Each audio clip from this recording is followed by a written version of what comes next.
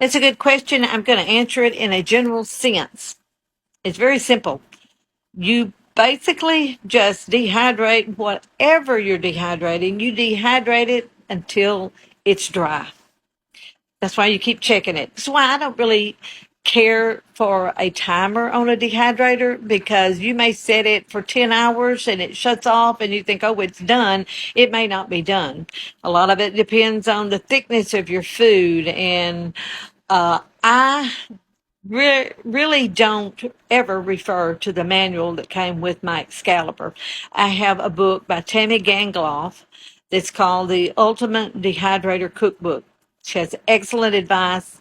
I like her temperatures, I like her times, but basic rule of thumb, you just do it till it's dry. You will not over dehydrate it. In fact, it's better to leave it longer than to not leave it long enough, because if that food's not dry, it could mold after you put it in a jar. The only thing that it's a little bit different as far as testing your stuff is if you're doing marshmallows, like mini marshmallows. I do a lot of those for the grandchildren. They will always be soft as long as they're warm. You take a few off and you let them cool for about 10 minutes completely, and they should be crunchy. I do mine 160 degrees for about 4 hours, and they're perfect. But a lot of people make the mistake of just taking one off and trying it. They go, well, these are not done yet. They will always be soft as long as they're warm. So let your marshmallows cool completely.